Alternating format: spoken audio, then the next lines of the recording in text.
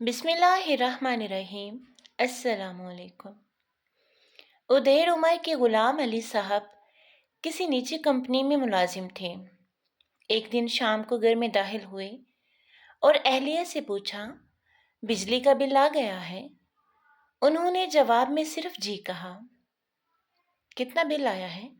गुलाम अली साहब बोले। जवाब मिला 9,081 रुपये। 9,081 रुपये? गुलाम अली ने दबी आवाज में बीवी के बताए हुए हिंद से दोहराए। फिर उनकी निगाह गुसलखाने की तरफ गई। उन्होंने बेगम से पूछा, गुसलखाने में कौन है?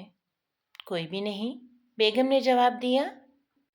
फिर ये बल्ब क्यों जल रहा है? गुलाम अली ने सवाल किया। बच्चों ने जलाया होगा, बीवी ने लापरवाही से जवाब दिया।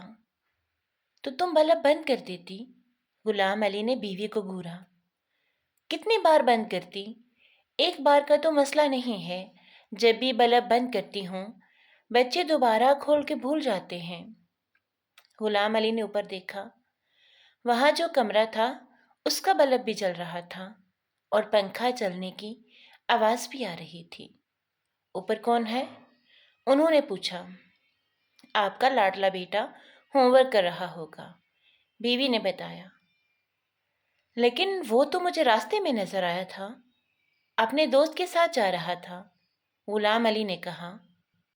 बीवी ने माथे पर हाथ मारा और बताया, हाँ मुझे याद आया।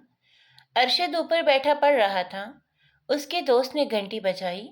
वो दरवाजे पर गया और शायद किसी काम से उसके साथ निकल गया। गुलाम अली नर्म लहजे में बोले, तो उसे चाहिए था ना कि पंखा बंद करता और बल्ब बंद करके जाता। बीवी ने जवाब दिया, अब उसे क्या मालूम था कि उसका दोस्त उसे कहीं बाहर से ले जाएगा। उसका ख्याल यही होगा कि बात सुन के वापस आकर दोबारा होमवर्क करूंगा। गुलाम अली ने सब्र का दामन हाथ से नहीं छोड़ा, बड़े धीमे लहजे में समझाया। अरशद अगर दोस्त के साथ चला गया था तो तुम्हें चाहिए था ना कि किसी बच्चे को ऊपर भेजकर पंखा और बल्ब बंद करवा देती।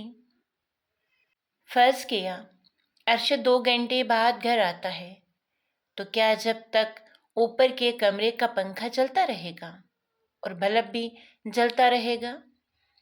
बीवी ने बेजारी से जवाब दिया, अब मैं क्या क्या करूं? कहाँ कहाँ ध्यान दूं? ये बच्चों वाला घर है, उनकी गलती है। आप हाथ मुंह धो लें, मैं खाना गर्म करती हूँ। खाना रहने दो, घर की बदनज़मी देखकर मेरी भूख खत्म हो गई है। 9,081 रुपये बिल आया हुआ है। अगले माह ये इस बिल से भी ज्यादा आ सकता है। महंगाई किस कदर बढ़ चुकी है। पैसा किस तरह कमाया जाता है, कितनी मेहनत से ये हाथ आता है। पैसा कमाना मुश्किल और उड़ाना आसान है। अगर तंदूर में आग जल रही हो और हमारा 100 का नोट तंदूर में गिरकर जल जाए तो हमें अफसोस होगा कि 100 रुपये का नोट ज़ाया हो गया है।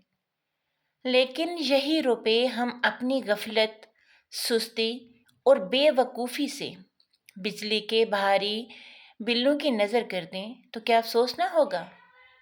मेरी समझ में नहीं आता कि हमें कब अकल आएगी। हम इस बारे में नहीं सोचते।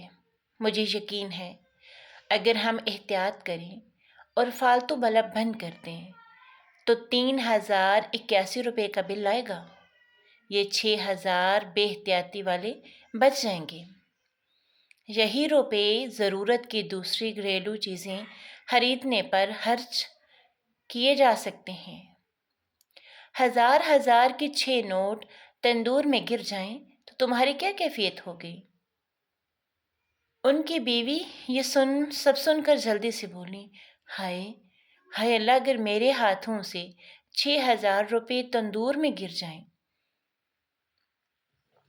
तो मारे सदमे के मैं तो बेहोश ही हो जाऊंगी।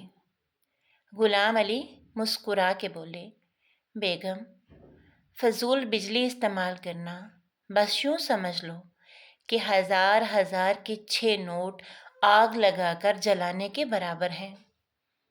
نوٹ جلتے تندور میں جلائیں یا بجلی والوں پر قربان کریں، ایک ہی بات ہے۔ 6,000 روپے کی اگر ہم خریداری کریں تو معلوم ہوگا کہ جو پیسے ہم نے احتیاط کر کے بچائے تھے وہ ہمارے کام آ گئے۔